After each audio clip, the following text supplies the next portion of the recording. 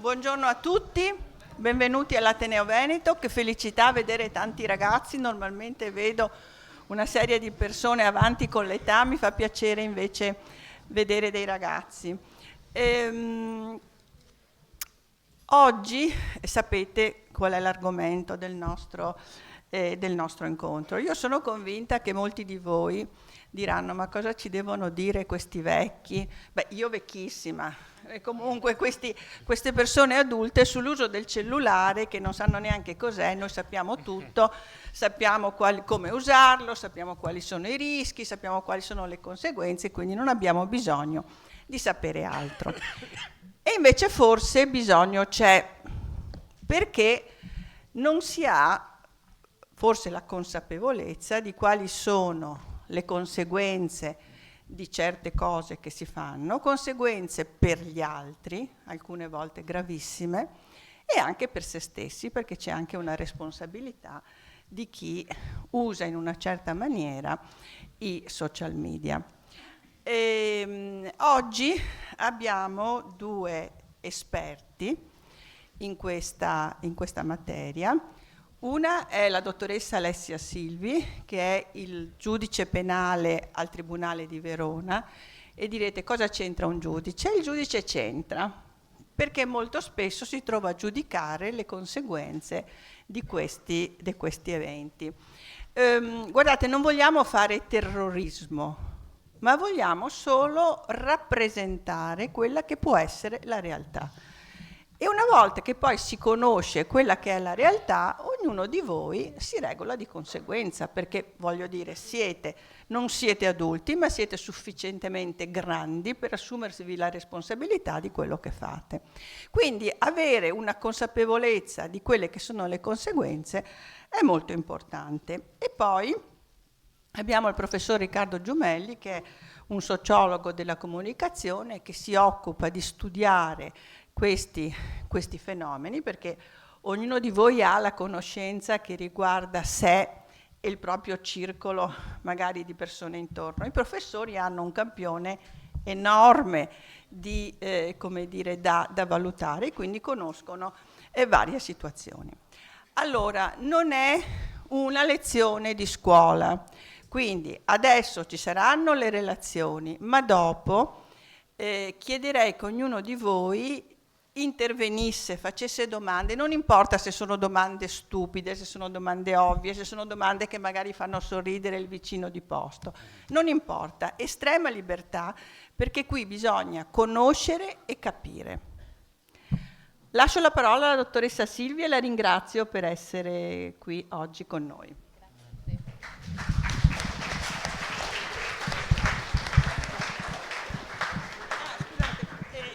Scusate, aggiungo, siccome c'era stata una grossa richiesta per partecipare a questo incontro, abbiamo i collegamenti anche da remoto. Chiederei, se i collegamenti da remoto non funzionassero, ci fossero dei problemi, che qualcuno lo evidenziasse con la segreteria. Grazie.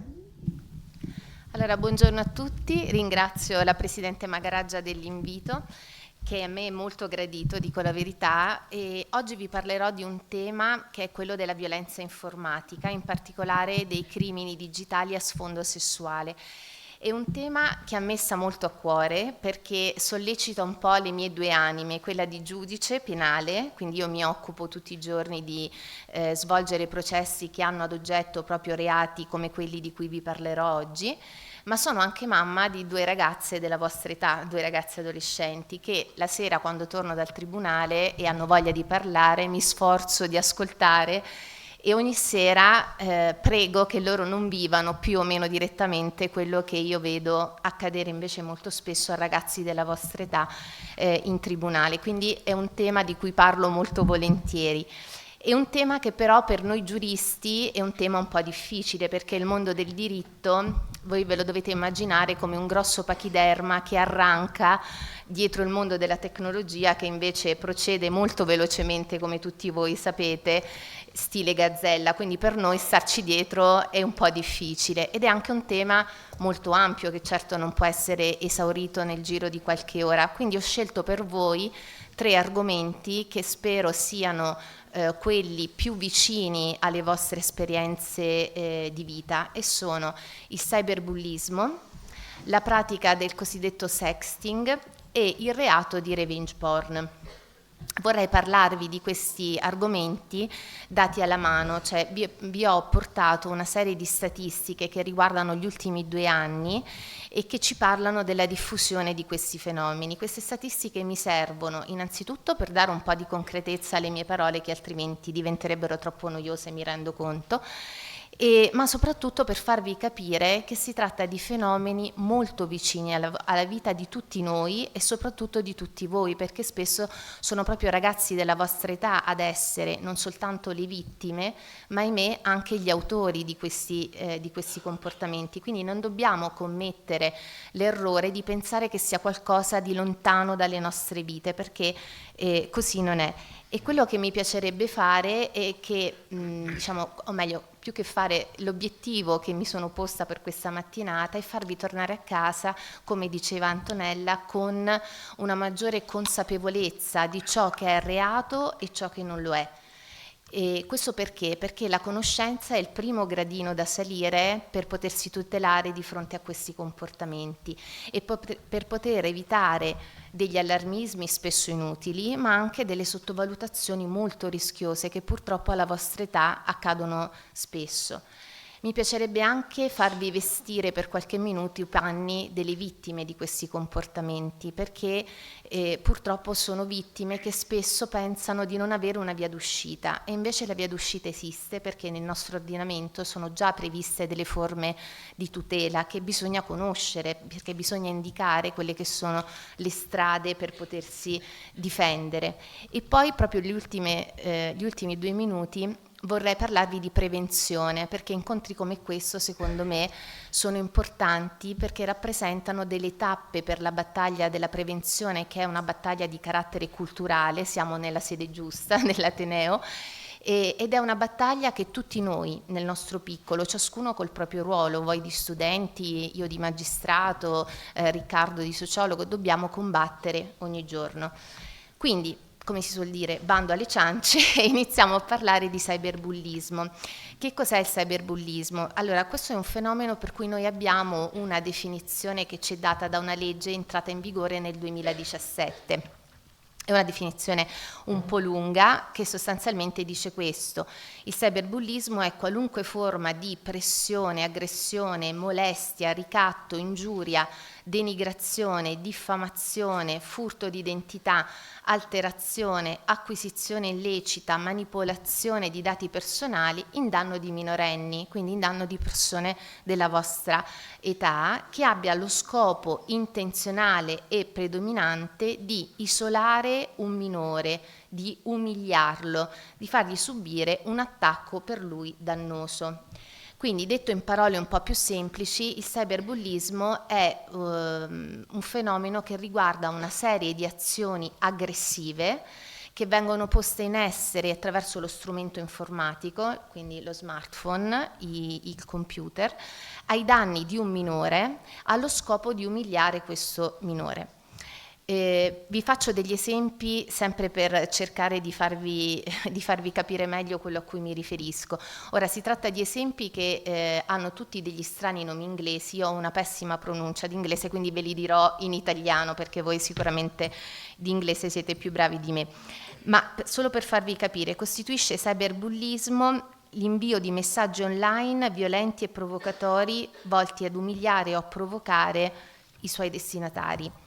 Lo scambio di persona: spesso chi manda il cyberbullo non è una persona che si presenta con la sua reale identità, ma si cela dietro un nickname o peggio ancora dietro il nome e il cognome di un'altra persona, e spesso questo succede per carpire la fiducia di voi ragazzi e magari poi sottoporvi a degli scherzi, tra virgolette scherzi, perché poi rifletteremo anche su questa parola, e degli scherzi crudeli. Pensate, probabilmente molti di voi avranno visto il film Il ragazzo dei pantaloni rosa. Ecco, quel tipo di scherzo è, tra virgolette, quello che può subire un ragazzo vittima di cyberbullismo, amplificato dal fatto che quei video vengono messi in rete. Ancora, spesso il cyberbullismo ha uno sfondo sessuale, si mettono in rete dei momenti di intimità dei minori, accompagnati da commenti volgari o commenti umilianti che hanno proprio la stessa identica finalità. Ancora spesso si mandano dei messaggi che sono veri e propri messaggi minatori, si è arrivati anche a messaggi di morte che vengono postati su internet. Quindi non lasciatevi ingannare dal nome, perché uno pensa al cyberbullismo come una sorta di fratello gemello del bullismo classico, no? Il ragazzino che incantona nei bagni della scuola il compagno di scuola e cerca di estorcergli la merenda, una somma di denaro. Le ultime statistiche ci dicono che questo bullismo classico, queste forme di bullismo sono ormai relegate ad una fascia di età tra i 10 e i 12 anni, lo dicevo prima alla Presidente Magaraggia, quindi ultimo anno delle elementari, primi 2 anni delle medie. Il cyberbullismo invece occupa il 34% delle forme di bullismo dai 14 ai 18 anni ed è molto più pericoloso del bullismo classico. Capite anche voi, immagino il perché il cyberbullo con un click invia su internet un video che poi resta su internet finché non viene rimosso, quindi vi assicuro, avendo sentito tante vittime di questo fenomeno, un tempo che è sempre comunque eccessivamente lungo per le vittime, anche se fossero 2 ore, e non è mai 2 ore, perché poi sappiamo benissimo che questi video ci mettono un attimo per diventare virali.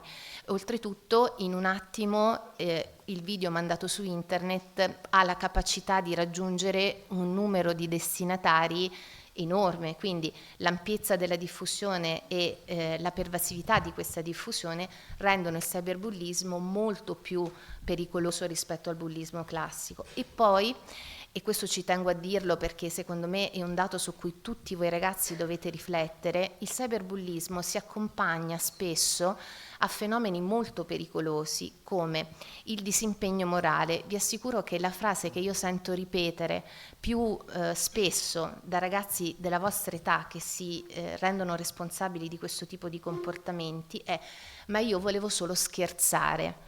Lo scherzo è qualcosa che fa divertire chi lo fa, ma anche in un certo modo chi lo riceve. Vi assicuro che non c'è niente di divertente nei comportamenti del cyberbullo. Oppure un'altra frase che si ripete spessissimo: ma io non ho fatto niente di diverso da quello che fanno tutti.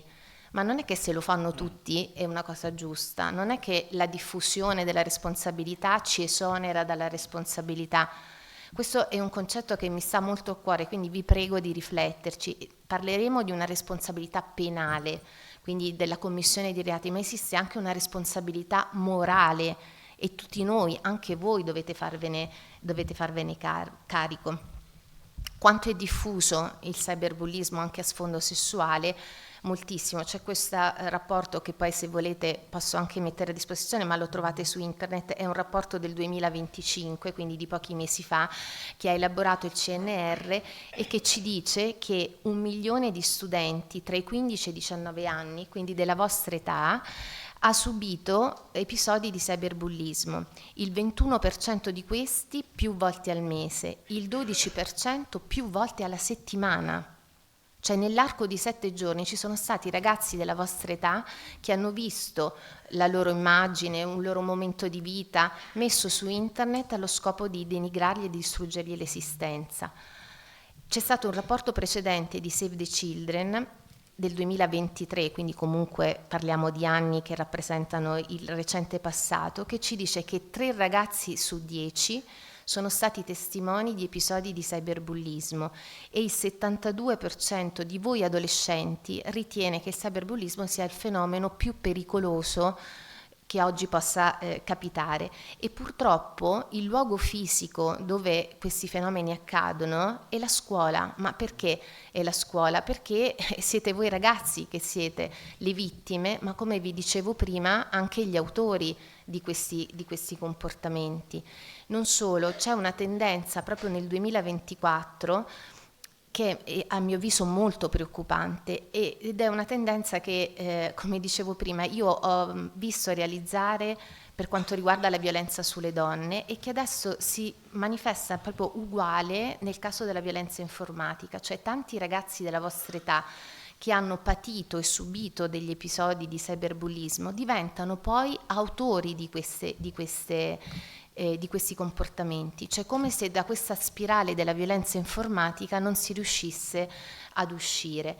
E ancora, mentre fino al 2023 le vittime di questi comportamenti erano soprattutto le ragazze, adesso ultimamente invece sono diventati anche i ragazzi, cioè come per dire che queste forme di violenza informatica sono fenomeni ormai ciclici e assolutamente trasversali. Quindi non possiamo pensare che siano lontani dalla vita di nessuno di noi, perché colpiscono indifferenziatamente ragazzi e ragazze, tutti molto giovani, perché sono, ripeto, tutti ragazzi minorenni. Quali sono le conseguenze diciamo di questi fenomeni sulle vittime? Sono delle conseguenze devastanti. Sono conseguenze devastanti perché la risonanza di internet, del web è implacabile, cioè in un secondo la vita di un ragazzo è marchiata, è stigmatizzata, è umiliata. E ci tengo a darvi queste percentuali, non ve ne darò tante, però quelle che vi do vi prego di portarle a casa con voi e di rifletterci anche dopo questo incontro, perché sono percentuali in cui potreste non soltanto entrare voi, ma potrebbe entrare vostro fratello, vostra sorella, la vostra compagna di banco, quindi non sono soltanto dei numeri, sono dei numeri che ci parlano di storie di vite giovanissime che sono state distrutte da comportamenti di questo genere. Pensate che in quel campione di 1 milione di studenti di cui vi ho parlato prima, il 65% di questi ragazzi che sono stati vittime di cyberbullismo hanno sviluppato la tendenza all'isolamento sociale. Il 63% perdita di autostima, di sicurezza e di fiducia negli altri. Il 50% rifiuto di andare a scuola, il 48% depressione, cioè parliamo di ragazzi che non dovrebbero neanche conoscere che cos'è la depressione a 15-16 anni, il 16% disturbi alimentari, il 10% atti di autolesionismo. Rifletteteci quando etichettate il comportamento del cyberbullo come un gioco o come uno scherzo. Riflettete quando pensate, se lo pensate, mi auguro di no, che comportamenti di questo genere rafforzino l'immagine di leader su internet di determinati ragazzi. Non è così.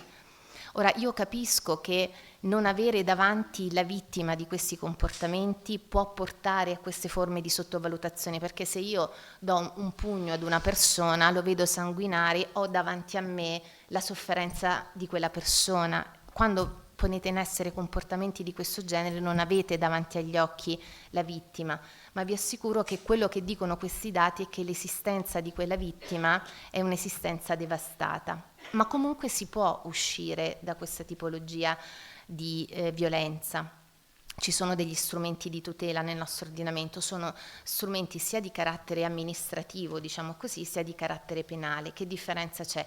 A livello amministrativo le vittime di questi comportamenti possono richiedere per esempio al gestore della piattaforma online dove sono stati diffusi video di eliminare i contenuti lesivi ovviamente entro 48 ore, e se il gestore non provvede c'è un modulo che potete scaricare su internet, lo trovate sul sito del garante della privacy, in cui potete compilare il modulo e il garante diciamo si sostituirà al gestore della piattaforma inadempiente e provvederà alla rimozione. Oppure nel caso in cui voi conosciate già l'identità del cyberbullo e si tratti di un ragazzo di età compresa tra i 14 e i 18 anni, c'è la possibilità di chiedere al questore una procedura di ammonimento, cioè il questore chiama il ragazzo in questione con i genitori e lo ammonisce dal continuare a porre in essere questi comportamenti. Oppure nei casi più gravi c'è la possibilità di andare da polizia e carabinieri, fare una denuncia, poi magari nel dibattito, se avrò tempo, spiegherò anche quali sono le modalità per fare la querela e quali sono le conseguenze, e si può chiedere che sia punito a livello penale. Ora, preciso subito che il cyberbullismo non ha un reato di riferimento nel nostro codice penale, non esiste il reato ancora di cyberbullismo. Esistono però tante tipologie di reato. Voi sapete che cos'è un reato? L'ho dato per scontato, ma E un silenzio assenso, lo sapete o non lo sapete? Lo dico per prevenire è meglio che curare, diceva mia nonna. Allora, il reato è un comportamento che viene previsto dal codice penale o da una legge speciale come vietato e viene punito con una sanzione che nei casi più gravi è il carcere, quindi la perdita della libertà personale. Nei casi meno gravi è la sanzione pecuniaria, quindi il pagamento di una multa. Ci sono alcuni reati che li hanno tutte e due questa tipologia di sanzioni. Attraverso una querela quindi si chiede se il comportamento del cyberbullo costituisca un reato o meno. Ci sono tanti reati che può commettere il cyberbullo, dalla molestia alla minaccia, alla sostituzione di persona, alla violazione della privacy, fino ad arrivare ai casi più gravi di istigazione al suicidio. Però mi sento di darvi un consiglio, diciamo, da mamma giudice, prima da mamma e poi da giudice. Affinché questi strumenti di tutela siano efficaci, è fondamentale che voi ragazzi non subiate in silenzio questo tipo di comportamenti.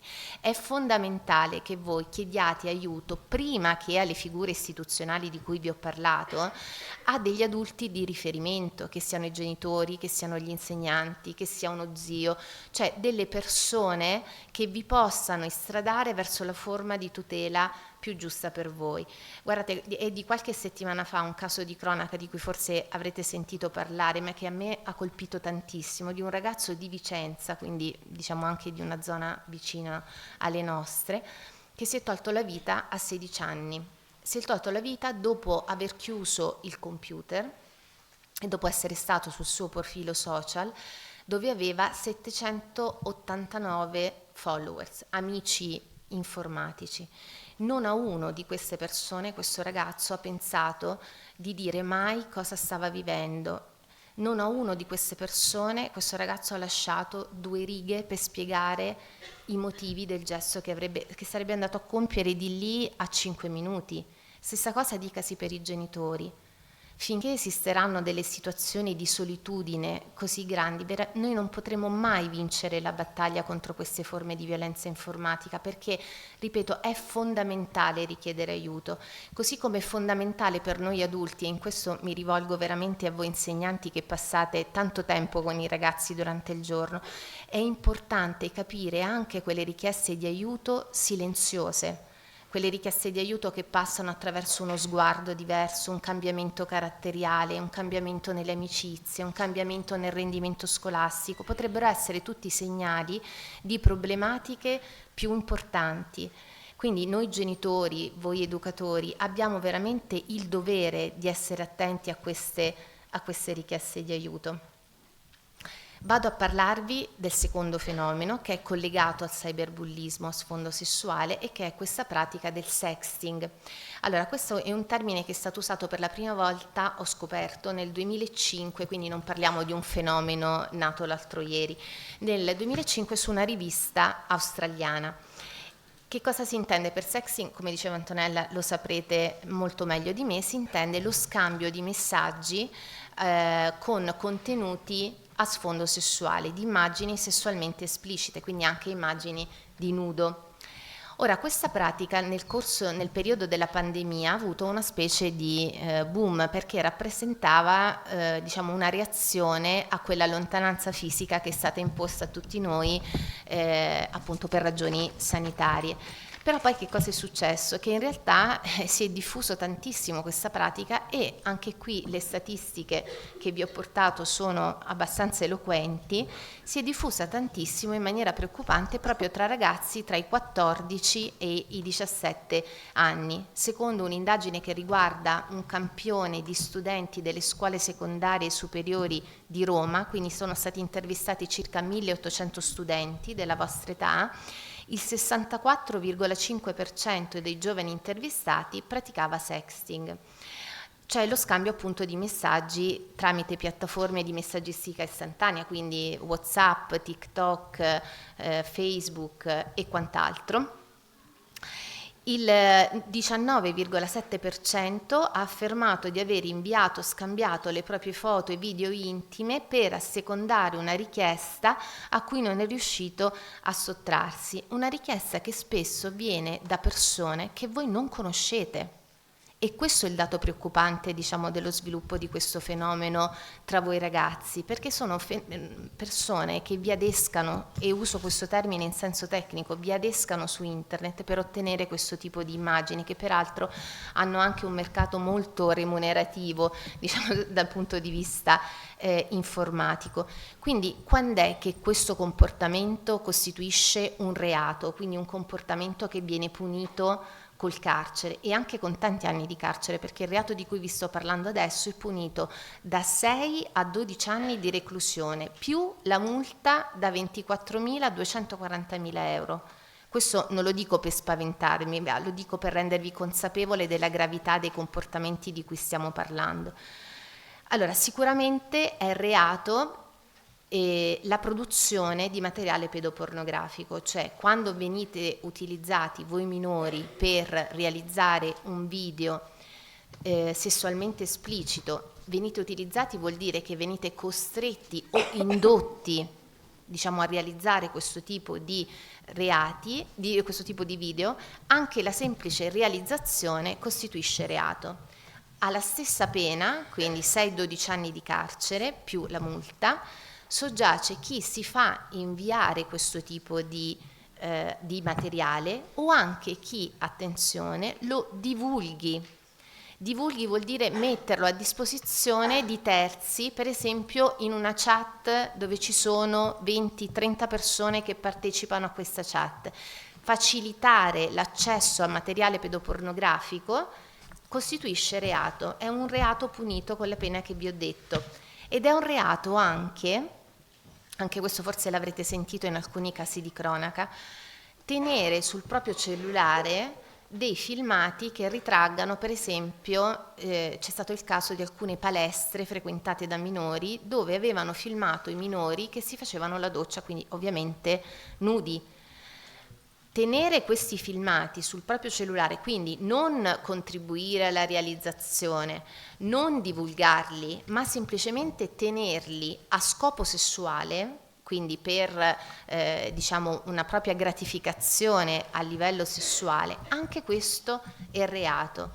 E addirittura la nostra Cassazione si è spinta ancora oltre dicendo che se un maggiorenne invia a voi minorenni delle immagini a sfondo sessuale può essere addirittura accusato di stupro. Ora, quando noi pensiamo allo stupro, pensiamo a che cosa? Alla donna che viene incantonata nel vicolo e viene violentata da un uomo. La Cassazione dice che non c'è bisogno perché ci sia stupro del contatto fisico tra due persone, perché anche un comportamento che comunque è espressione di una pulsione sessuale, come può essere l'invio di fotografie a sfondo sessuale ad un minorenne, può costituire stupro. In questo caso la pena è da 5 a 10 anni di carcere. E poi c'è un fenomeno che anche qui vi riporto, perché questa volta è un fenomeno che vi vede protagonisti non come vittime ma come autori di un reato molto grave, che è quello dell'estorsione. Cioè sono tantissimi casi negli ultimi anni di ragazzi minorenni che filmano delle diciamo scene a sfondo sessuale che loro stessi o altri minorenni diciamo realizzano con delle persone maggiorenni, e poi cosa fanno? Ricattano la persona maggiorenne, che magari è un insospettabile padre di famiglia che non vuole vedere diciamo su internet l'immagine di un suo rapporto sessuale con un minorenne, lo ricattano per non divulgarlo e si fanno dare dei soldi. Questo è un reato gravissimo che si chiama l'estorsione. Infatti in questi casi si parla di sex extortion proprio per questo motivo. Anche qui si rischia dai 5 ai 10 anni di carcere per quella che non è una bravata, torno a dirlo, ma è un reato. Così come un reato è il revenge porn, che è il terzo argomento di cui voglio parlarvi, ma ve ne voglio parlare facendo prima una precisazione che può sembrare più da professore universitario che non da magistrato, ma è una precisazione importante. Revenge porn letteralmente vuol dire vendetta pornografica, giusto? Voi sapete l'inglese meglio di me. Attenzione ad usare questo termine in questo modo, perché è un termine, diciamo, smart, semplice, però può celare un retropensiero. Cioè, siccome il revenge porn è una condotta che di solito viene posta in essere da un uomo che non accetta di essere lasciato da una donna e quindi poi divulga su internet senza il consenso di questa donna delle immagini che riguardano momenti intimi di questa donna. Perché ci sia reato è necessario che non ci sia il consenso alla divulgazione, che attenzione non vuol dire consenso alla realizzazione di quel video, perché io posso essere libera di decidere di filmare un mio rapporto sessuale, ma questo non vuol dire che dopo ho il consenso a divulgare su internet quel rapporto. Parlare di vendetta pornografica vuol dire innanzitutto far pensare che la scelta di una donna di lasciare un uomo sia un torto che quest'uomo subisce e quindi lo legittimi poi ad una forma di vendetta. Questo è sbagliatissimo perché ci allontana dalla reale realtà di questi comportamenti che sono reati che hanno un autore, un colpevole e una vittima. Non dobbiamo mai dimenticare, diciamo, questa distinzione. Anche qui non vi so a portare i dati perché i tempi a mia disposizione sono pochi, però se poi volete nella fase del dibattito ve li posso illustrare. Comunque è un fenomeno sempre più in diffusione anche questo del revenge porn, che ha sempre più effetti devastanti sulle vittime. Ci sono donne che sviluppano delle patologie a livello psicologico che durano tutta la vita per aver avuto online un video magari per semplici 24 ore. E il dato che è veramente preoccupante è che anche in questo caso c'è una sottovalutazione della gravità di questo fenomeno enorme. Questa indagine Nielsen ha accertato che più della metà delle persone che hanno ammesso di aver diffuso video intimi su internet lo rifarebbe e non sa che costituisce reato, non sa che sono comportamenti puniti con la reclusione. È nata, anche questo ve la do come informazione, andatela a vedere su internet, è nata una sorta di guida contro il revenge porn che si chiama Non mi violare ed è fatta molto bene, è anche fruibile da ragazzi della vostra età ed è stata proprio scritta in collaborazione con la polizia. Lì troverete tutti i comportamenti che costituiscono reato e anche le forme di tutela che sono le stesse che abbiamo visto per il cyberbullismo, con un dato in più. Nel 2023 le denunce al garante della privacy per revenge porn sono state 299, nel 2024 839, quindi si sono quasi triplicate, per cui tenetelo a mente anche questo e vi serve per comprendere l'ultima cosa che voglio dirvi, l'importanza della prevenzione. La partita della prevenzione si gioca su due campi, l'educazione digitale e l'educazione all'empatia. Educazione digitale vuol dire che tutti noi utenti del web dobbiamo tenere dei comportamenti responsabili. Io ho fatto una lista di comportamenti irresponsabili da mamma ansiosa per le mie figlie che vi riporto nella sostanza. Non archiviate mai delle foto in iCloud che non sono protetti, non usate mai uno smartphone o un computer senza la password, non cedete le vostre password a nessuno, neanche se a chiedervelo è il vostro fidanzato che pensate vi amerà in eterno e non vi farà mai un torto. Non è così, sono comportamenti potenzialmente molto rischiosi. Secondo campo fondamentale, l'educazione all'empatia, mettersi nei panni degli altri. Se non c'è empatia non c'è possibilità di sconfiggere questo tipo di fenomeni. L'empatia è l'antidoto all'indifferenza e l'antidoto alla logica mi faccio i fatti miei. Un solo ragazzo su 6, dicono le statistiche, denuncerebbe uno di questi reati se ne fosse testimoni. 1 su 6 è pochissimo. Farsi i fatti suoi vuol dire spesso condannare a morte senza appello un nostro coetaneo, vuol dire non farsi carico delle fragilità altrui. Guardate, preparando questo incontro ho scoperto che a Bologna hanno fatto un esperimento bellissimo che si chiama, fatto da un gruppo di ragazzi dagli 11 ai 17 anni, quindi anche più piccoli di voi. Hanno fondato una radio che si si chiama La Radio Immaginaria, che serve proprio a dare spazio su questi temi all'opinione di voi adolescenti. Questo è un esempio concreto di empatia meraviglioso, cioè è una cosa che dovrebbe essere istituzionalizzata, perché parole come educazione digitale, empatia, rispetto dovrebbero entrare a far parte del bagaglio culturale vostro come le materie che studiate a casa. E concludo, perché so che ci sono tanti insegnanti anche oggi, leggendovi una lettera, e spero di non commuovermi leggendola perché quando l'ho letta la prima volta mi sono commossa tanto, che è una lettera scritta da un insegnante di Pordenone che aveva in classe una ragazzina di 12 anni vittima di cyberbullismo che ha tentato il suicidio. Non c'è riuscita, fortunatamente, ma l'ha tentato. Ecco, questa insegnante, rivolgendosi al resto della classe, secondo me, con queste parole, indica proprio il senso di questo incontro. Dice così: oggi una ragazza della mia città ha cercato di uccidersi, ha preso e si è buttata dal secondo piano. No, non è morta, ma la botta che ha preso ha rischiato di prenderle la spina dorsale. Per poco non le succedeva qualcosa di forse peggiore della morte. La condanna a restare tutta la vita immobile e senza poter comunicare con gli altri normalmente. Adesso sarete contenti, ha scritto.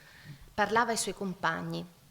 Allora io adesso vi dico una cosa, e sarà un po' dura, vi avverto, ma c'ho sta cosa dentro ed è difficile lasciarla lì. Quando la finirete? Quando finirete di mettervi in 2, in 3, in 5, in 10 contro 1? Quando finirete di far finta che le parole non siano importanti, che siano solo parole, che non abbiano conseguenze, e poi di mettervi lì a scrivere quei messaggi, li ho letti, sì, i messaggi che siete capaci di scrivere, tutte le vostre parole, troia di merda, i vostri figlio di puttana, i vostri devi morire. Quando la finirete di dire, ma sì, io scherzavo, dopo essere stati capaci di scrivere, non meriti di esistere. Quando la finirete di ridere e di ridere così forte, quando passa la ragazza grassa, quando la finirete di indicare col dito il ragazzo che ha il professore di sostegno, quando la finirete di dividere il mondo in fighi e sfigati. Che cosa deve succedere ancora perché la finiate? Che cosa aspettate? Che tocchi al vostro compagno, alla vostra amica, a vostra sorella, a voi? E poi voi genitori, sì, voi che i vostri figli sono quelli capaci di scrivere certi messaggi o quelli che ridono così forte, quando la finirete di chiudere un occhio, quando la finirete di dire ma sì ragazzate, quando la finirete di non avere idea di che diavolo ci fanno 8 ore al giorno i vostri figli con quel telefono, quando la finirete di non leggere neanche le note e le comunicazioni che scriviamo sul libretto personale, quando la finirete di venire da noi insegnanti una volta l'anno se va bene, quando inizierete a spiegare ai vostri figli che le diversità non è malattia o un fatto da deridere, quando inizierete a non essere voi i primi a farlo, perché da sempre non sono le parole ma gli esempi gli insegnamenti migliori, perché quando una ragazzina di 12 anni prova a buttarsi di sotto, non è solo una ragazzina di 12 anni che lo sta facendo, siamo tutti noi. E se una ragazzina di quell'età decide di buttarsi, non lo sta facendo da sola. Una piccola spinta arriva da tutti quelli che erano lì e non hanno visto, non hanno fatto, non hanno detto. E tutti noi, proprio tutti, siamo quelli che quando succedono queste cose devono vedere, fare, dire, anzi urlare una parola ed una sola, che è basta.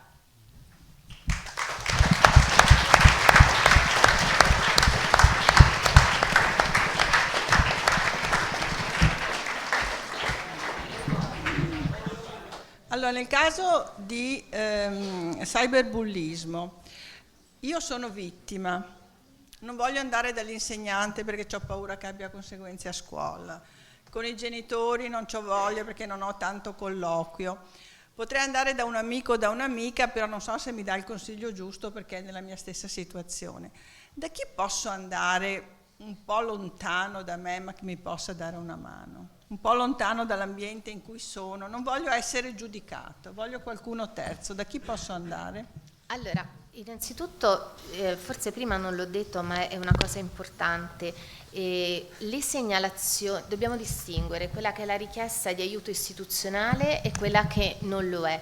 Le persone che hai citato tu fanno parte della schiera degli aiuti non istituzionali e dovrebbero essere quelle che non ci fanno sentire giudicati, che anzi ci fanno sentire accolti. Ma non dovete avere paura, perché questo è anche un sentimento che io ho visto spesso, ho percepito nei ragazzi della vostra età. Non dovete avere paura della segnalazione istituzionale, perché innanzitutto perché queste segnalazioni tipo al gestore della piattaforma, ma al garante, cioè tutto quello che vi può togliere da quella situazione di cyberbullismo, sono segnalazioni anonime, quindi non sono segnalazioni che vi portano ad esporvi.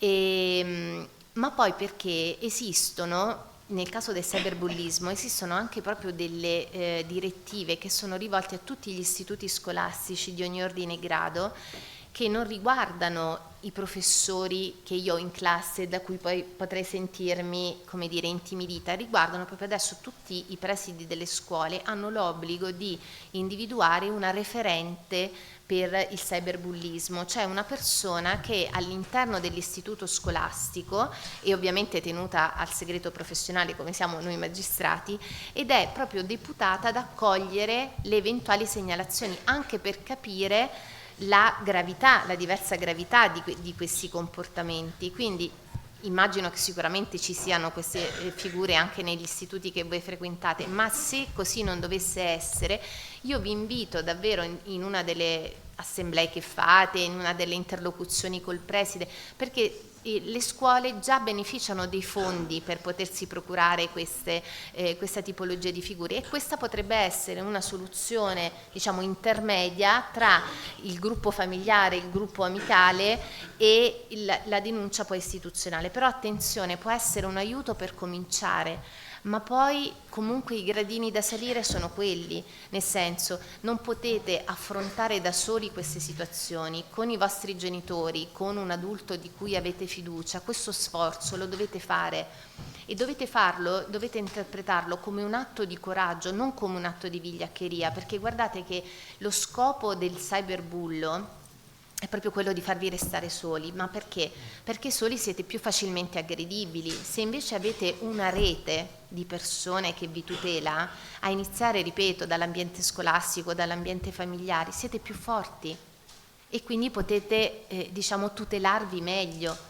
Quindi il primo gradino, anche se è difficile, però guardate, su questa cosa con i genitori si ha un rapporto difficile, è vero, però se andate a leggervi quelle statistiche di cui vi ho detto, in realtà i ragazzi parlano di queste cose più con i genitori che non con l'amico, piuttosto che con l'insegnante. È chiaro che deve essere un genitore, è un po' il discorso che facevamo stamattina con Riccardo in treno, deve essere un genitore capace di ascoltare, deve essere un genitore accogliente. Quindi questi incontri, che sono incontri importanti per voi, però portateveli anche un po' a casa, cioè parlatene con i vostri genitori, perché è importante che loro, che sono quelli che vi comprano gli smartphone, poi si facciano carico dell'utilizzo che voi di questi smartphone fate, sia come autori che come vittime.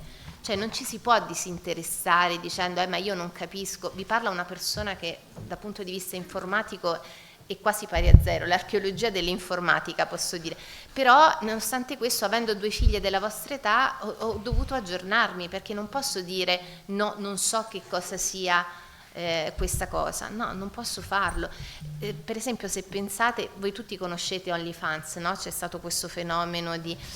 Adesso è intervenuta proprio qualche mese fa la prima sentenza della Cassazione, perché l'interrogativo che tutti si ponevano, l'hanno posto anche a me in uno di questi incontri che abbiamo fatto l'anno scorso, è: ma se una persona, se una donna, perché in realtà si parla sempre al femminile purtroppo di queste cose, comunque se, in effetti le donne sono le vittime maggiori di questo tipo di comportamenti, cioè se una donna a pagamento dà il consenso alla divulgazione su tipo appunto su siti come OnlyFans della propria immagine di nudo, perché deve essere punito l'uomo che poi prende queste immagini e le divulga su internet? vi siete mai posti questo problema? Cioè, in effetti è un pensiero che diciamo per i non addetti ai lavori può avvenire, no? È un po' quello che dicevamo prima, è la colpevolizzazione della vittima. Ma perché la Cassazione dice no, anche questo è reato? Cioè anche se io mi faccio pagare per mettere la foto delle mie tette su OnlyFans, però tu non puoi fare una foto a quella foto e poi divulgarla senza il mio consenso, proprio perché l'elemento fondamentale da tutelare è il consenso della persona ritratta a non veder divulgata, oltre quello che lei vuole, la propria immagine. Tenetelo presente questo, perché è importante anche ai fini della vostra tutela, perché spesso ci sono sensi di colpa, ci sono diciamo vergogna, ci sono tanti fattori che possono inibire la denuncia, che possono inibire la richiesta di aiuto, e quindi capire che invece avete il diritto di fare determinate cose è importante. Allora, io mi metto in piedi, tendenzialmente parlo così da docente, mi avvicino ai ragazzi. Allora, il mio ruolo è, come dire, l'altra faccia della medaglia di quello di Alessia, perché se arrivate da Alessia qualcuno vuol dire che il problema è grosso. Siamo in tribunale. Io da docente cerco di lavorare prima affinché non accadano queste cose. E ve lo dico anche un pochino per rompere quella che è la diffidenza che potreste avere, probabilmente avete, verso gli adulti nel vostro percorso di autonomia, di crescita. Questi genitori che rompono le scatole, questi adulti che ci devono dire che cosa dobbiamo fare, che cosa no. È vero che è così un pochino, dai, ma ci sta, Cioè molti di voi fanno scienze umane, giusto?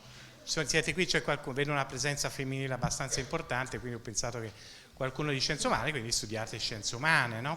E sapete che il percorso nella psicologia di allontanamento anche va verso l'autonomia, e quindi anche nel dire me ne sto chiuso in camera, appena entro, anch'io con le mie figlie, appena entro in camera, la prima cosa che mi dicono, chiudi la porta, neanche mi fanno dire le cose, ma va bene così, ci sta, è un percorso della crescita.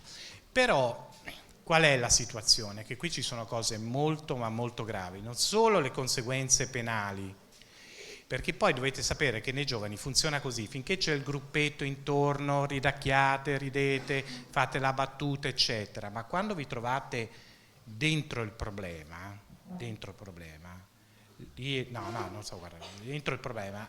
non ne esci più.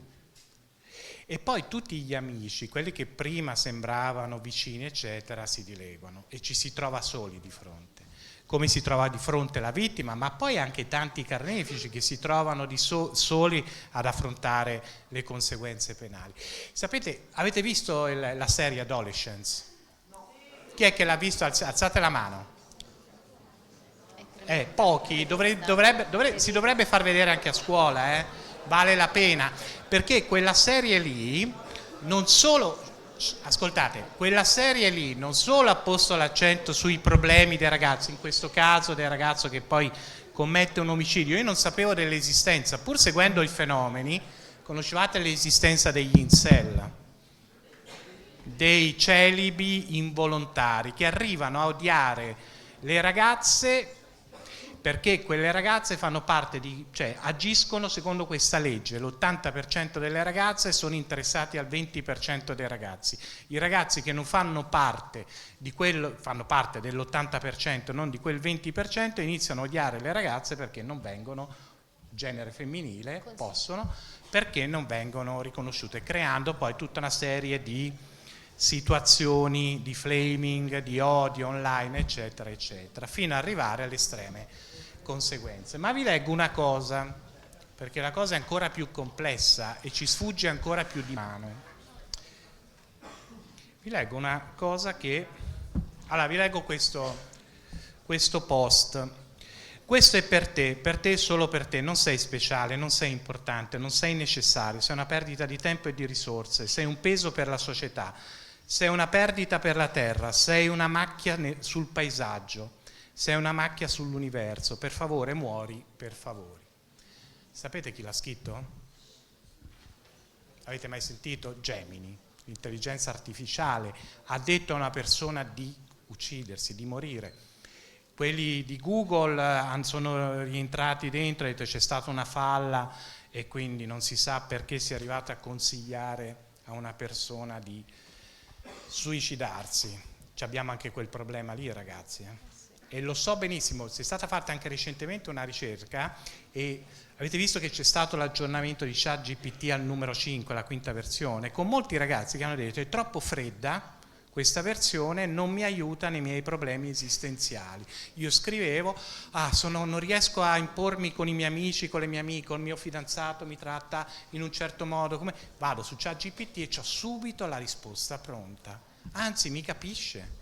E infatti criticavano perché diventava una risposta fredda.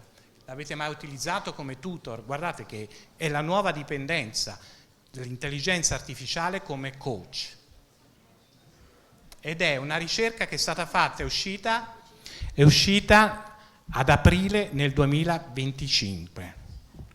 L'intelligenza artificiale come coach, al quale si chiedono consigli per sto male, mi dai un consiglio, eccetera, eccetera. Questo è un mondo nel quale ci troviamo ed è, ve lo dico, più grande di tutti noi messi insieme. Quindi non ne usciamo se cerchiamo di risolvere il problema da soli, ci ritroviamo in tribunale. Quindi per questo dovete, io vi dico, superare quella diffidenza, perché anche noi siamo in difficoltà, io lo studio il fenomeno, ma ogni volta che faccio una conferenza ho qualcosa di nuovo e non riesco a stare dietro a tutte queste cose. Voi sapete, per esempio, non so se i docenti hanno mai sentito parlare, ora non c'è più, però voi lo conoscerete, di Omegle. Voi conoscete Omegle. Ora non c'è più perché ha avuto un sacco di cause e quindi ha dovuto chiudere. Omegle cos'è? Ascoltate, è una chat random, qualcuno di voi me l'avrà utilizzato e sa cosa accade. E il percorso verso quella che poi è Omegle, e vi ritrovate quello che sapete, poi magari qualcuno prende contatto perché ti puoi spacciare eccetera eccetera per altre persone, poi passi su Instagram, da Instagram passi su WhatsApp e poi finisce che magari qualcuno, come è successo a una ragazza che conosco, che poi gli ha chiesto foto di un certo tipo fino ad arrivare a ricattarla. Percorso oggi ce ne sono tantissime altre che hanno preso il posto di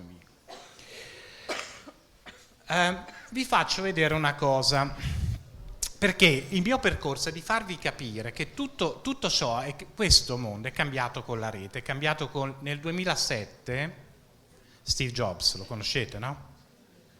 Anche se è morto un po' di tempo fa, 2011 credo sia morto, ha cambiato il modo di vivere. Ok, abbiamo uno strumento di una potenza straordinaria. Gli ultimi iPhone hanno un processore che è più potente di quello che ha portato l'uomo sulla Luna. Per fare che cosa? Sapete qual è l'attività che voi ragazzi fate di più in rete? Si chiama doom scrolling. Scrollate all'infinito, è vero o no? Vedete i video su TikTok, è vero? Non c'è nulla di male, è la verità, dobbiamo partire dalle cose vere, non da quelle che sono giuste, da quello che accade, ed è potentissimo perché poi l'algoritmo ti fa vedere, vedi un video, ti piacciono gli animali, non so, e poi te li ripropone, vai all'infinito e fate una pausa dallo studio, presumo, spero, dai, faccio un quarto d'ora di pausa e poi diventa un'ora e un quarto, non un quarto d'ora. È vero o no che accade questo? Bene. Si chiama doom scrolling. Che cos'è il doom scrolling? Cosa vuol dire doom? Vuol dire fatalità ma anche sentenza, condanna. Siamo condannati a scrollare, a cercare qualcosa e non arriveremo da nessuna parte. E intanto il tempo passa. E che cosa accade? E viene studiato anche questo fenomeno, che arrivati alla sera, siete stati lì sul letto, sul sofà, avete scrollato, magari avete la verifica il giorno dopo e entrate in panico. Che devo studiare? E studio la notte. O mi sveglio la mattina presto e siete lucidi? Cioè, non è una critica, non prendetela come una critica, perché sono docente e capisco io e sono anche genitore. Non è questo, sto dicendo che è uno strumento troppo potente che se non impariamo un po' ad arginarlo, E questo argine, noi possiamo fare questo tipo di attività, ma alla fine siete voi col vostro strumento e siete voi singolarmente da soli che dovete costruire questo argine. Perché se poi entrano i vostri genitori, sei lì col telefono, io lo so cosa gli rispondete, ma anche tu ci stai col telefono, il vostro genitore dice sì, ma io ci lavoro, e allora è vero che è così, ok? Ok, imparo, osservo, ascolto, no? Ma non è un problema, il problema è quando ci si trova nei casini. Vi faccio vedere alcune cose per dirvi come sono cambiate anche. Allora, ascoltate, perché vi faccio vedere. Intanto, innanzitutto, questo, c'è un grande autore che sta studiando queste cose, vi consiglio anche di affrontarlo nei momenti anche di educazione civica, che è Harari, è un sociologo che si occupa dell'intelligenza artificiale, delle nuove tecnologie, eccetera, e dice una cosa che è fondamentale. In passato la censura operava bloccando il flusso di informazioni. Nel XXI secolo la censura opera inondando la gente di informazioni irrilevanti. Siamo nell'epoca dove siamo completamente assorbiti da informazioni irrilevanti, quelli che passano sui social. Io non contesto il social in sé, contesto il tempo che ci fa perdere con informazioni assolutamente irrilevanti. Informazioni spazzatura, così vi ritrovate accanto sui social, come si fa la carbonara, accanto a una vittima che è stata presa a calci eccetera, e vi ritrovate questo, ed è difficile da rimettere insieme i pezzi cognitivamente. Cos'è importante? Cos'è importante per me? E alla vostra età è importante avere qualcosa di importante per sé. Perché poi c'è fuori, io vengo da, insomma, sapete, il mondo accademico, cioè vi troverete un mondo con una competizione spaventosa e tutto va verso in qualche modo prepararsi prima. Dice, nei tempi antichi deteneva il potere chi aveva accesso alle informazioni. Oggi avere potere significa sapere cosa ignorare.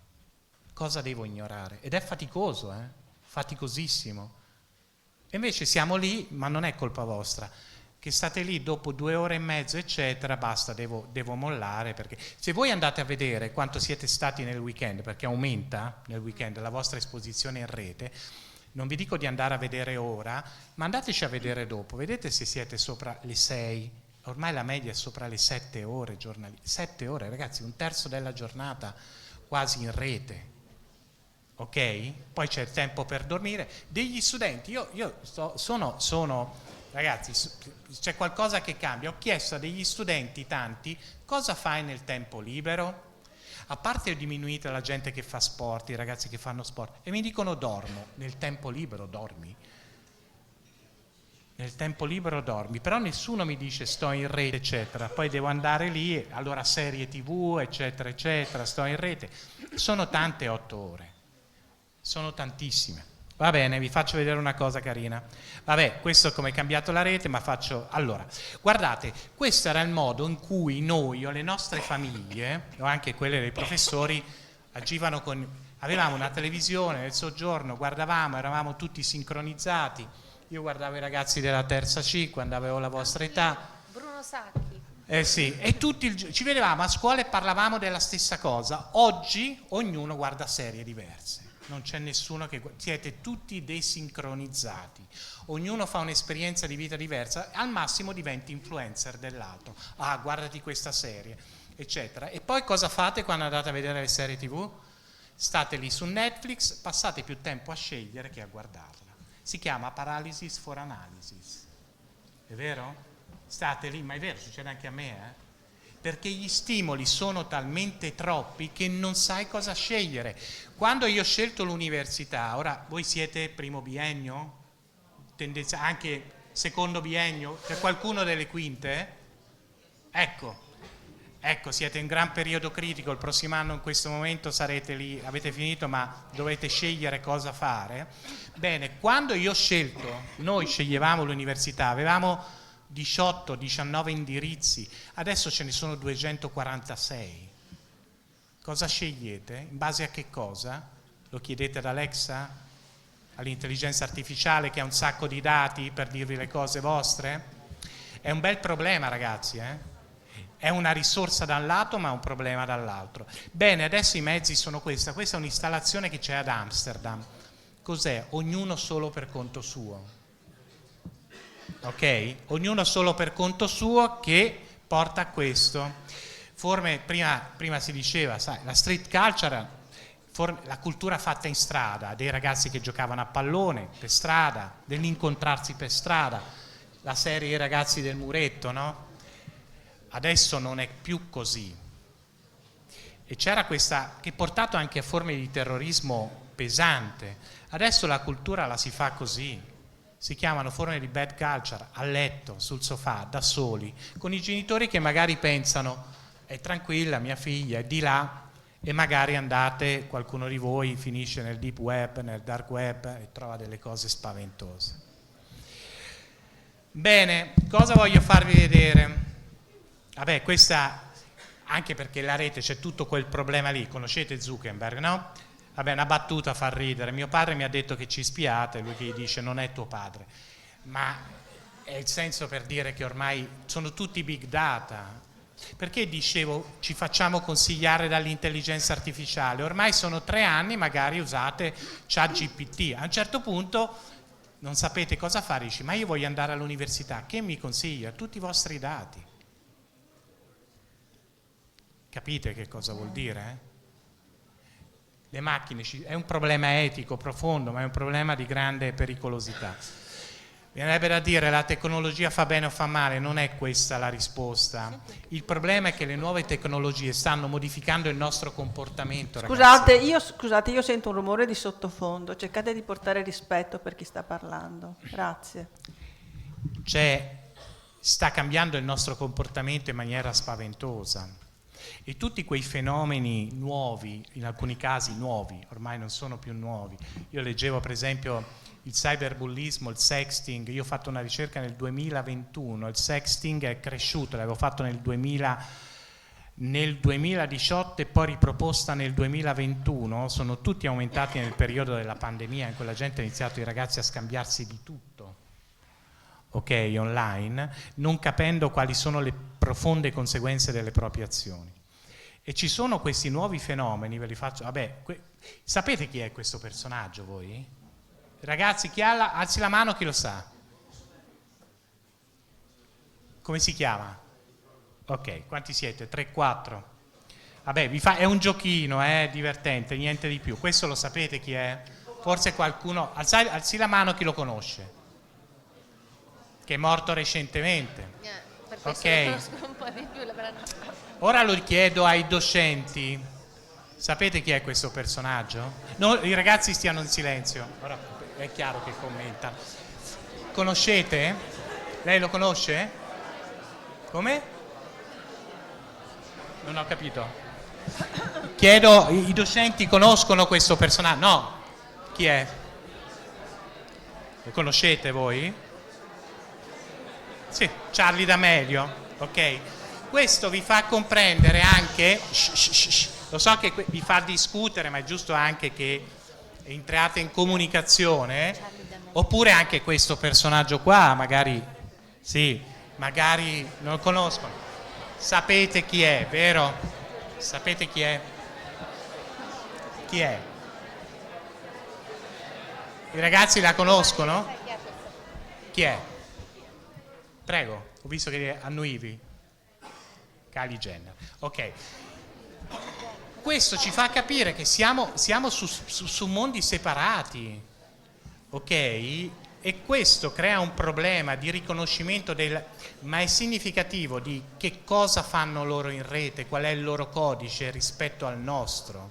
No, noi migranti digitali, loro nativi digitali. Poi ho messo qui Cico, ma fa molto ridere perché anche i cani ora diventano influencer, oppure Ciccio Gamer che magari conoscete. Va bene. Va bene. Allora, questo ci porta a un mondo difficile da conoscere la vostra azione, perché poi chi è, per esempio, chi di voi è amico dei propri genitori su Instagram? Quanti sono? Alzate la mano, è una mia curiosità sociologica. Bravi. Beh, non pochissimi. Non pochissimi. È interessante. Su TikTok si abbassa, immaginavo. fate in modo che i vostri genitori non vadano su TikTok e ci state solo voi. Va bene. Quali sono? Allora, tutto questo, tutta questa attività in rete che ci porta via tempo, che crea dipendenza. Avete mai sentito parlare di nomofobia, no mobile fobia? È la nuova fobia. La fobia è patologico. Quando nel momento in cui avete il telefono scarico, l'avete dimenticato, ormai a tutti succede, inizia a sentire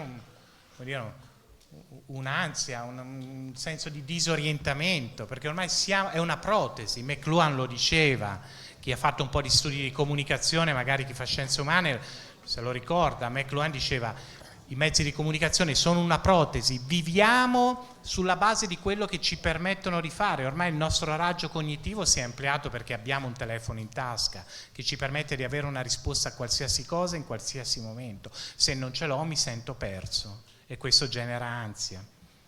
Ci sono le forme, avete mai sentito parlare di FOMO, Fear of Missing Out, altro tema spaventoso e molto pericoloso, perché quando io sono in rete, sapete che cosa succede? Com'è il fenomeno? Ve lo spiego. Fear of Missing Out è la paura di essere esclusi, ok? La paura di essere esclusi, che è naturale, che è umana, che riguarda tutti, nessuno vuole essere escluso, tutti vogliamo essere inclusi, soprattutto alla vostra età. C'è una festa, lo organizza qualcuno che conosco, voglio essere invitato, non rimanere a casa. Quando io avevo la vostra età non lo sapevo, magari non me lo dicevano, venivo a sapere dopo. Adesso non è più così, perché avete la diretta in quel momento e vedete cosa accade. È un venerdì sera, magari ve ne state tranquilli se non andate a scuola il sabato, non lo so, a Verona tendenzialmente non si va a scuola il sabato, e succede il venerdì sera, c'è una festa, avete la diretta della vostra amica, non vi ha detto niente, si stanno divertendo e voi siete nel letto e dite: ma che succede? Perché non mi hanno chiamato? Oppure questo fear of missing out nasce dal fatto che idealizzate chi? I grandi influencer, che non fanno nulla, guadagnano un sacco di foto, si fanno una foto ai piedi su OnlyFans, guadagnano e dite io, e questo genera inadeguatezza e genera ansia, e genera chi sono, cosa posso fare e soprattutto a cosa mi serve la scuola, che sembra andare in un'altra direzione. E altri, vampiring, altro fenomeno, è una costante. I ragazzi dormono meno, dormite meno e dormite peggio, è chiaro, andate a letto più tardi. Le statistiche riportano che il sonno è ormai sulle 6 ore e 45 degli adolescenti. Perché si sta in rete, perché si gioca. Ho conosciuto ragazzi che giocano la notte e mi hanno raccontato le loro esperienze. Lo so che queste cose magari vi fanno commentare, però seguitemi. E magari le conoscete anche voi, i ragazzi che giocano tutta la notte e chattano. Una delle forme di adescamento è Roblox, Minecraft. Adescamento cosa significa? Entro in contatto con qualcuno e poi passo su Instagram, Telegram, eccetera, eccetera. Poi ci sono anche le forme di fear of better option. Tutto questo crea un nuovo modo di agire che ti porta sempre, come dire, il tema del reato è lì. E nessuno può venirvi a dire, perché ce l'avete in tasca, fai questo, non fare questo, eccetera, eccetera. Noi proviamo a mettervi, come dire, sia dal punto di vista giuridico, sia dal punto di vista sociale, di fronte a una realtà nella quale, se ti ci trovi dentro, io ve lo faccio vedere cosa mi ha scritto una ragazza, quanto tempo ho ancora, vi faccio vedere cosa mi ha scritto una studentessa, perché le cose sono molto interessanti. Mi ha scritto una grande verità. No, non ce l'ho qui, forse ce l'ho in un'altra, però mi ha detto, me lo dico io a parole, se succede agli altri va bene, ma se succede a me è una tragedia, è questo il senso. Se mi ci trovo dentro è una grande tragedia e io sono convinto che molti di voi non solo probabilmente hanno subito qualcosa che li ha fatto stare male, vi ha fatto stare male, o comunque conoscono casi di qualcuno in cui è stato colpito o colpita da foto che sono andate in giro, eccetera, eccetera. Provate a mettervi, si parlava di empatia, nei panni di chi ha subito questo. Vi faccio vedere un'altra cosa, perché credo sia... Guardate alcuni casi, io non ne ho presi... Ah, eccola qua, no, ce l'avevo qua, eccola qua. Non so se la vedete. È normale quando succede agli altri, è una catastrofe quando succede a te. Questo è quello che mi raccontano i ragazzi. Vi faccio vedere, vi dico quello che mi scrivono, che è molto interessante. A proposito, questa ce n'è una frase che trovo molto, molto interessante e che ha a che vedere, per esempio, questa qua. Sento il bisogno di vedere cosa fanno gli altri durante la giornata. Mi capita di diventare triste vedendo ciò che possono fare gli altri, che io non posso permettermi. È solo curiosità. Se solo questo non si potrebbe fare a meno accontentandosi delle piccole cose. È una grande verità.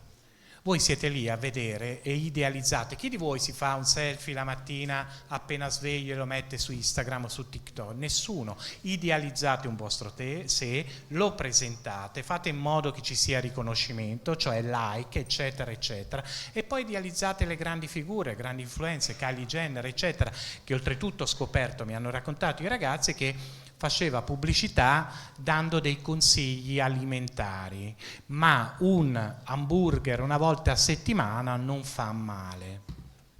Guardate, questo è un altro grande problema. Non vi affidate a queste persone, bisogna affidarsi agli esperti, a coloro che hanno studiato i fenomeni. Loro, solo per dire hamburger di quella marca, Kylie Jenner si prende migliaia e migliaia di euro. Non ve lo dice per darvi un consiglio salutare a voi, non gliene frega niente di voi, gli interessa solo del bonifico in banca. Sono tranchant, sì, è così. Vi interessa solo che visualizzate quello che lei posta, capite? Non siete carne da macello per quelle persone lì, ok? Quindi dovete entrare in questa logica, da chi mi affido. Io ho visto tutte le sere, l'altro giorno gli studenti mi hanno fatto vedere queste cose che per addormentarsi vedono queste persone che mangiano cibo coreano, come si chiama? Berghi. Cioè sono, come si chiama? Come? Buldagraven? Ma sono tutti fenomeni, cioè, non se ne esce, cioè veramente non riesco a stare al passo con queste cose. Ma ora non c'è niente di male, guardate questi che mangiano, succhiano, ma hanno milioni di visualizzazioni. Vabbè, ok. No, dimmi. Siamo curiosi perché noi, il sociologo, se fate scienze umane, deve partire da voi, inutile che siamo noi a dirvi che cosa è giusto. Un po' di cose le ho studiate. Fammi sapere. Cosa? Come si chiama questo? Cosa? Il Buldak Ramen. Sì. Ma c'è di solito la gente che lo mangia, c'è tipo i video, si chiamano mukbang. Sì. Cioè che è un tipo di ASMR, in teoria. No? Sì. Sì, è tipo quando magari parlano mentre mangiano. Ma no. Allora, l'ASMR, stai zitta, fammi parlare. L'ASMR sono dei video in cui, cioè, però possono essere di qualsiasi cosa, in cui o c'è gente, cioè perché è il suono che fa rilassare. Cioè di solito sì. No, non per forza quello degli spaghetti, cioè in generale tipo dei suoni che fanno rilassare, cioè non lo so, tipo qualcuno che fa tapping, cioè tipo con le unghie batte, no.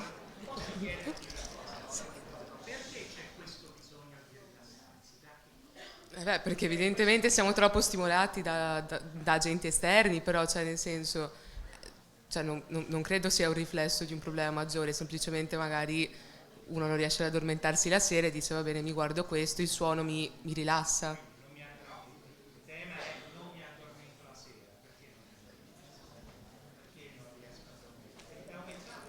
Ok, cioè allora probabilmente può essere che sia legato a dei fattori esterni che in qualche modo incidono sul non riesco ad addormentarmi la sera perché ci sono varie motivazioni che mi portano ad essere agitato, però cioè, non penso che il guardare l'SMR sia una diretta conseguenza dell'essere mossi in qualche modo, agitati da un fattore esterno, cioè semplicemente magari capita, cioè anche negli anni 60 immagino capitasse che la gente non riusciva ad addormentarsi. Sì, però sono aumentati. Ah, ok, allora probabilmente.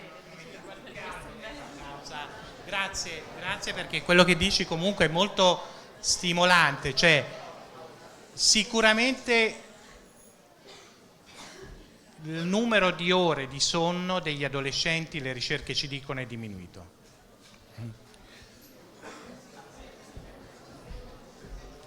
Chiudo? Vi leggo e vado a chiudere quello che mi ha scritto, le lettere, mi ha scritto una studentessa. Io credo che racconti un po' quello che avviene nelle scuole, lo dico anche ai docenti. Io credo che ormai si passa più tempo a fare PDP, BES, eccetera, che a volte attività, e questo fa vedere. L'altro giorno a scuola mi sono trovato di fronte, su 28 studenti, 25 che avevano PDP, BES, eccetera, sembrava di essere un rehab, non una scuola.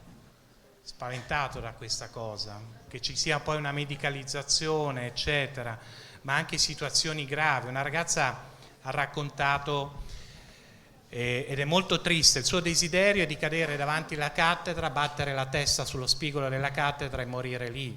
Questo ha raccontato. E quindi che ci sia un disagio diffuso è evidente, che ci sia un collegamento del disagio diffuso a un utilizzo deviante della rete è ormai dato per assodato. Tante ore sui social creano ansia e depressione, è dato per assodato, ma già negli anni 70 c'era questo fenomeno legato alla televisione. Vi leggo questo e vado a chiudere. È una ragazza che mi ha scritto questo, ovviamente non vi dico il nome, niente. Dice: secondo me è molto idealtipico, ci racconta uno stato che vivete, e a me dispiace molto, perché lo metto in paragone alla mia età. Quando io avevo la vostra età probabilmente non c'era questo, non si percepiva questo disagio. Ho 15 anni, sono una ragazza molto chiusa in me stessa, però sono testarda. Ho perso il nonno qualche tempo fa e da lì si è spezzato tutto. Non riesco a stare con gli altri, ho paura del giudizio altrui, continuamente, ho paura del giudizio altrui, e poi postate continuamente, ma ho paura del giudizio altrui, odio il mio fisico. L'unica amica che mi ha capito è stata, non dico il nome, sono stata molto triste e ho tanti attacchi di panico, però sono una ragazza molto tranquilla, che sto nelle mie, anche se alcune volte vorrei uscire dalla mia testa, ho troppi pensieri che mi sotterrano dentro. Ho una maschera, mi vedi felice, è tutto, ma dentro di me non sto bene con me stessa. Ho una confusione in testa che non mi capisco. Il mio rimedio è quando sono a casa, mi rinchiudo in camera, ascolto la musica e scrivo di tutto e di più e piango. In questi giorni ho avuto un crollo emotivo perché non mi trovo bene con le mie compagne e non vedo l'ora di uscire dalla classe perché per me è sempre troppo. Perché non sanno apprezzarmi e quindi, scusate, perché quando sono con gli altri non mi sanno apprezzare. Ho bisogno per 5-10 minuti o di meno di stare da sola, di guardare il telefono. Adesso che ce l'hanno tolto il telefono a scuola, non so, non mi distraggono più, non mi distraggo più dai miei pensieri. Voglio solo qualcuno delle mie compagne che mi chieda come stai. Lo chiedete ai vostri compagni come stai? Ma veramente? Lo chiedete? Glielo chiedete come stai? Che mi distragga dai pensieri e da tutto, e soprattutto voglio qualcuno che mi capisca come sono fatta dentro di me. Questa è una ragazza di 15 anni che ho incontrato poco tempo fa.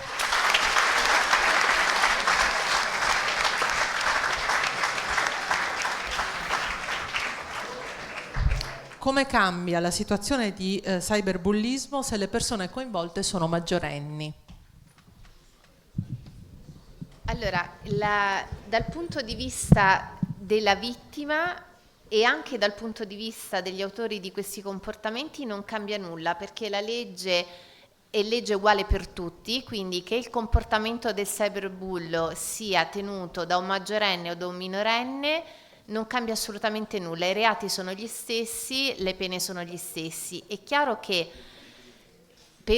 se l'autore è un maggiorenne, diciamo, sarà sottoposto ad un tipo di procedimento che è il procedimento ordinario che si svolge davanti a persone come me che fanno il giudice penale nei tribunali ordinari.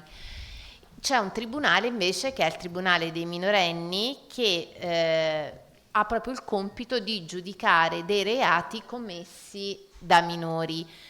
Ripeto, le fattispecie di reato sono le stesse, le pene sono le stesse, è chiaro che nei confronti del minorenne c'è un'istanza di rieducazione che è maggiore rispetto a quello del maggiorenne, nel senso che ben venga, se un ragazzo commette un reato a 16 anni ha la possibilità e avrebbe il diritto di essere rieducato al rispetto delle regole e ha la possibilità di cambiare forse più di una persona che lo commette a 60. Quindi la domanda è: le regole sono le stesse per tutti, le forme di tutela delle vittime sono le stesse per tutti, anche se sia che si sia minorenni o maggiorenni.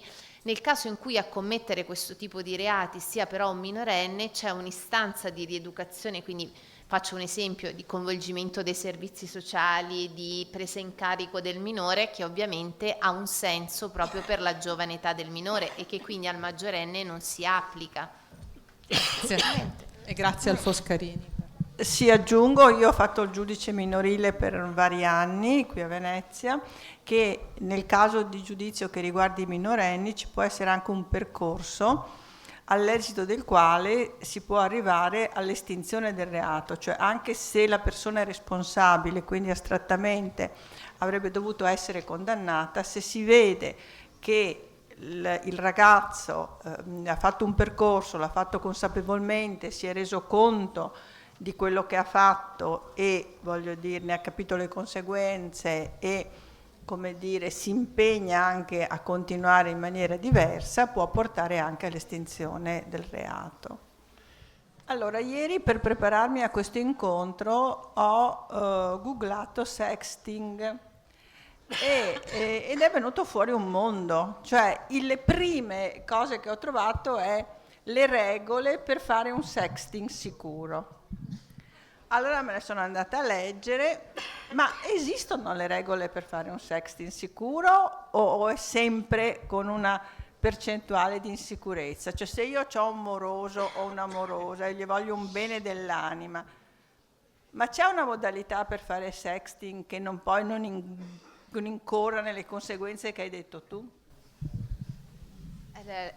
La risposta, per quanto sgradita, è no, nel senso che nel momento in cui noi mettiamo delle nostre immagini sessualmente esplicite nelle mani di una persona altra da noi, anche se lo facciamo in un momento in cui i nostri rapporti sono idillici, questa persona è una bravissima persona, io la amo, lui mi ama, però non possiamo mai avere la certezza dell'utilizzo che di quelle immagini può essere fatta in un futuro.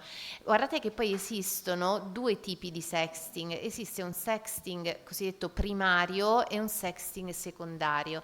Qual è la differenza tecnicamente? Nel sexting primario è l'autore, uno degli autori del video che viene diffuso poi a diffonderlo.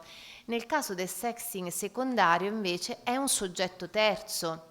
Allora capite bene che non è sempre un problema è sempre un problema di sicurezza, quindi diciamo dal punto di vista dell'avere la certezza che un'immagine non venga diffusa, nessuno di noi può averla.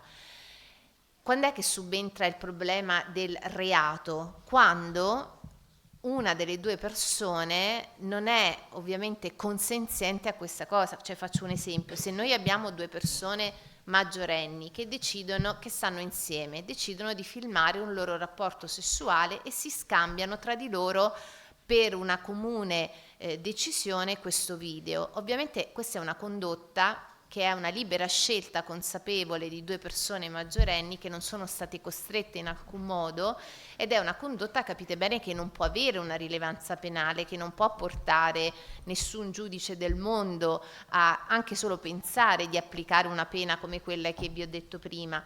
Diverso è però il caso, cioè il sexting primario diventa reato quando un minore, quindi una persona che è ancora in una fase di sviluppo psicologico e anche della propria sfera sessuale in itinere, viene indotto fraudolentemente o peggio ancora viene costretto a tenere questo tipo di comportamenti. Cioè il problema della normativa penale è sempre quello di trovare un equilibrio tra la tutela del diritto all'autodeterminazione, che viene concessa anche ovviamente giustamente ai minori, e una loro tutela dello sviluppo psicofisico del minore stesso. Quindi non c'è un modo sicuro per fare sexting, questo è il principio di base. Poi c'è una diversa gravità, una diversa scala di gravità dei comportamenti che possono essere posti in essere. Il reato è sicuramente quello più grave. Mi veniva in mente quello che diceva Alessia, che per contrastare il sexting, permettete queste espressioni, avete mai sentito parlare di blocking? Si blocca. Cioè è annullare l'appropriatezza di quell'atto nelle sue conseguenze, lo blocco, no? Sapete chi deve fare blocking in certe occasioni? I ragazzi. Quando si inizia ad avere quel tipo di attività di presa di giro verso certe ragazze che poi portano a quello che dicevamo prima, mi blocco quel tipo di narrazione negativa, no? Sulla ragazza eccetera, non ne faccio parte, è l'unico sistema, ragazzi, cioè creare, ormai si dice così, una narrazione contraria, perché quando viene etichettata qualcuno in un certo modo, se tu la alimenti è un fuoco che brucia, non finisce più, la devi bloccare, lo si fa insieme.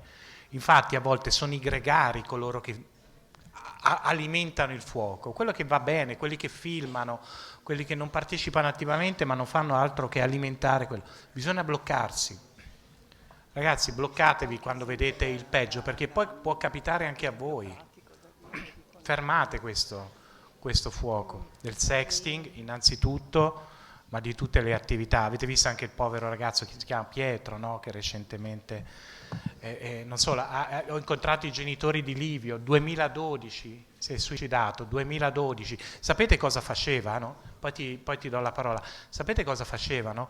Facevano le cene di classe, lo invitavano e poi non c'era posto per lui, se ne doveva tornare a casa. Livio, 15 anni, si suicida, 2012, si parla tanto di Carolina Picchio, probabilmente l'avete sentita, no? 2012 Livio, facevano, ridevano, primi video con lui che se ne tornava via. Brutto. La mia è una domanda riguardo a quello che stava dicendo prima. Voglio dire, cioè, non capisco come mai si stia parlando di bloccare completamente, cioè proprio alla radice il fenomeno del sexting, nel senso che secondo me il problema, cioè la questione non riguarda il sexting stesso, ovvero il fatto di farlo, ma quello che poi ne deriva nel momento in cui viene fatto con persone di cui non ci si può fidare, quindi cioè, non capisco come mai si stia parlando di bloccare completamente alla radice il fenomeno, cioè semplicemente questo. No, bloccare alla radice nel senso che penso che tu ti riferisca a quello che stavo dicendo io nel non fidarsi della persona a cui tu affidi le tue immagini, sì, no? Sì, questo ho capito, no, intendevo quello di cui parlava il professore che diceva proprio di contrastare il sexting, di bloccarlo. Certo, se mi arriva una foto per sbaglio non la diffondo, la cancello subito. Questo è Sì, ma il sexting di cioè, base... se sono dentro una chat, WhatsApp o Telegram e gira una foto di un certo tipo, magari di natura pedopornografica, io la blocco e non solo, la blocco dicendo ragazzi ma cosa state facendo girare qui? Sì, certo, questo.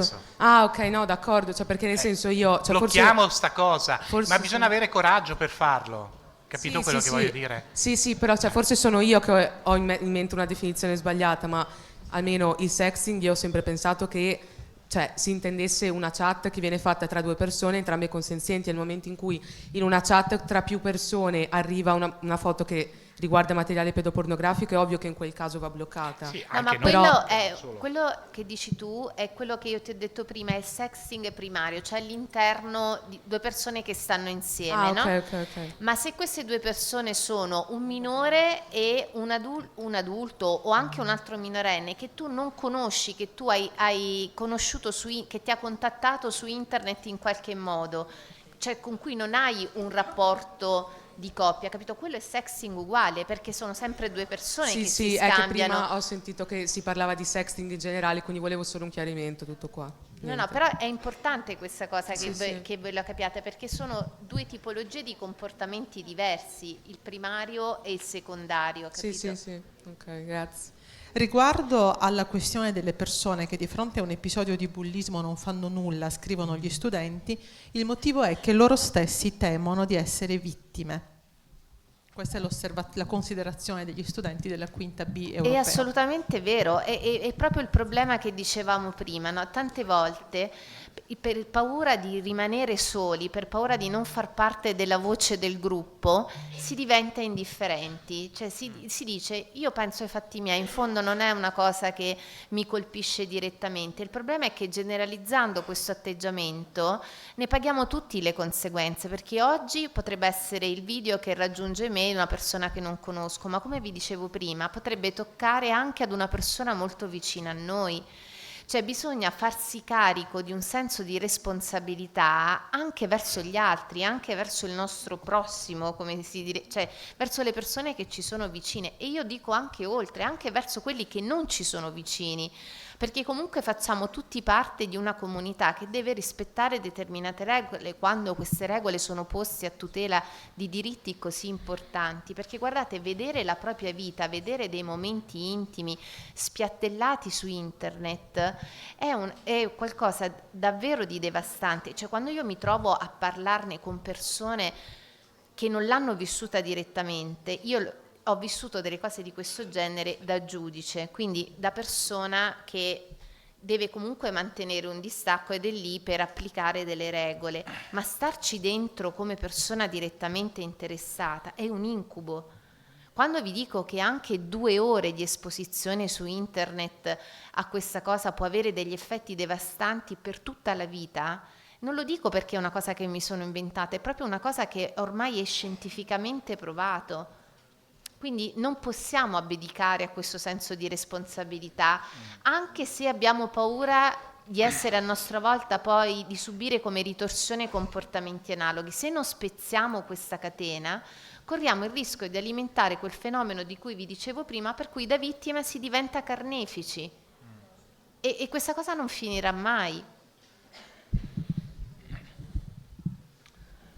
Sì, forse si potrebbe applicare un principio semplice, cioè mettersi nei panni dell'altro, no? E se ci fossi io al posto di quel ragazzo, se ci fossi io al posto di quella ragazza, non aspetterei altro che qualcuno mi tendesse una mano. Forse è semplicemente questo, è che non riusciamo a farlo. Vi ricordate cosa diceva Kant? Chi ha fatto la quarta o la quinta? Fa la cosa giusta anche se il mondo cade a pezzi. Quindi se tutto intorno cade, tu fai la cosa giusta, quello che ritieni giusto, che può far del bene a te e agli altri. Quindi agisci in questa direzione. Se tu sei indifferente, la prossima volta puoi essere tu vittima di questa indifferenza, no? Che purtroppo esiste. Ma se tu agisci verso l'altro, puoi spezzare veramente la catena in qualche modo. Lo so che bisogna avere coraggio, perché sennò diventa un comportamento omertoso, quasi dietro, se faccio questo, poi se la prende con me, se è violento, eccetera. Ma se si è in tanti, non accade. Parlando adesso mi è venuto in mente di una storia che è successa al mio liceo. Io ho fatto il liceo a Belluno. Belluno è una cittadina circondata dalle montagne e c'era un ragazzo che veniva da un paesello di montagna. Era un ragazzo che veniva da una famiglia disagiata, si vestiva in modo differente da noi cittadini, perché noi eravamo tutti fighettini, lui veniva con i maglioni quelli grossi da Montanaro che probabilmente gli aveva fatto sua mamma, Non era bello, anzi diciamo che era piuttosto brutto, pieno di brufoli, e quindi tra il maglione grosso, i brufoli, la bruttezza, e in più era in quella fase che avrete passato voi, in cui la voce cambia, e quindi aveva una voce che una volta sembrava una voce da ragazzo, una volta sembrava una voce da ragazza, delle volte era una voce di passaggio orrenda. Ovviamente stava in ultima fila. Alcuni dei miei compagni lo prendevano nettamente in giro. Io non lo prendevo in giro, però non ho fatto neanche niente per difenderlo. Quando all'università ho saputo che si era suicidato, io, che ancora adesso ho i brividi, mi sono sentita responsabile. Responsabile non di averlo preso in giro, ma di non aver fatto niente perché i miei amici non lo prendessero in giro. E ancora adesso mi porto dentro questa responsabilità. Pensateci. Pensateci prima che sia troppo tardi.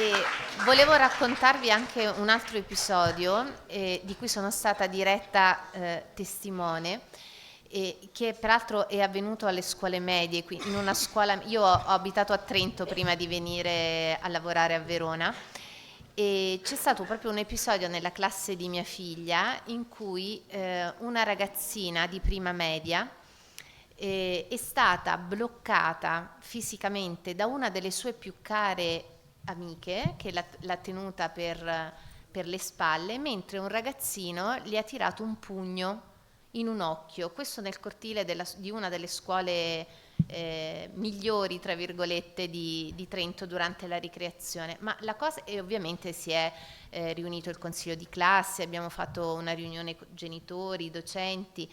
La cosa che mi ha proprio agghiacciato, ed è proprio sulla falsariga di quello che diceva Antonella, è che la mamma di questa ragazzina, che teneva la ragazzina picchiata per le spalle, era sconcertata dal fatto che che sua figlia fosse stata messa sullo stesso piano del ragazzino che aveva tirato il pugno, perché in fondo dice: il pugno l'ha tirato il ragazzino, mia figlia, disse proprio queste parole, l'ha solo tenuta ferma.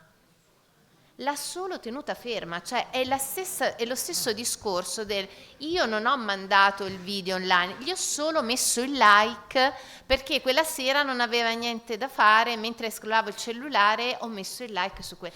Cioè è questa la forma di responsabilità morale che dobbiamo ciascuno assumerci. Non possiamo dire ho paura, non lo faccio perché altrimenti mi sento diversa, perché altrimenti facciamo come la mamma di quella ragazzina. Capite che è ugualmente grave il comportamento. Certo, il comportamento di chi ha dato il pugno è l'autore materiale delle lesioni che quella ragazzina ha riportato, ma chi l'ha tenuta ferma è stata una persona che l'ha costretta a subire quella stessa situazione. Finché non ci sarà qualcuno che spezza questo circolo vizioso, diventeremo tutti conniventi, diventeremo tutti corresponsabili, perlomeno dal punto di vista morale. Lasciamo perdere le conseguenze penali, ma perlomeno da un punto di vista morale, e questo dovrebbe essere quello che più vi interessa, perché è quello che più ha incidenza sulla vostra vita. Il genitore che controlla il cellulare del figlio? Non incorre in nessuna... Questo lo dico perché me lo chiedono ogni volta che parlo di... Non incorre in alcun reato, per cui anche se voi figli minacciate di denunciare i genitori per violazione della privacy, un controllo sul cellulare del figlio per vedere che cosa fa tuo figlio col cellulare non costituisce reato, quindi non è un'arma di ricatto che potete utilizzare verso i genitori. Io penso che sia doveroso, però attenzione, non una forma di controllo che sia finalizzato a capire se tuo figlio fa un uso distorto o meno della tecnologia è una cosa, una forma di controllo ossessiva per entrare nella vita di tuo figlio è una forma patologica che non deve esistere. Cioè, è chiaro che questo spetta un po' poi all'equilibrio dell'adulto di cui parlavamo prima, trovare e tenere dei comportamenti che siano adeguati, però se finalizzato a questo tipo di controllo non è reato, per cui i genitori possono farlo. Speravate di avere un'altra risposta, ma non è così. E si parla tanto di social e dell'utilizzo dei social, anche WhatsApp mi pare sia un social. Ma qual è l'età a cui i ragazzi potrebbero cominciare a utilizzare questi social? Perché diamo per scontato che tutti li utilizzino, ma a che età è che si può iniziare ufficialmente? E perché li utilizzano prima? Questa è una questione politica. Da un lato in Francia hanno messo i 16 anni, si dovrebbe... poi i ragazzi aggirano qualsiasi forma di blocco, lo sapete benissimo, per entrare, attivare i social o comunque guardarli, eccetera. Io per esempio si è molto discusso tempo fa su per esempio quando l'età per avere lo smartphone, no? Un prima e un dopo, qualcosa che segnali un prima e un dopo, l'età sulla quale si è trovato, come dire, una sintonia sono i 12 anni, non prima ma dopo i 12 anni per avere lo smartphone. Per i social, io credo che in Francia abbiano messo i 16 anni, giusto?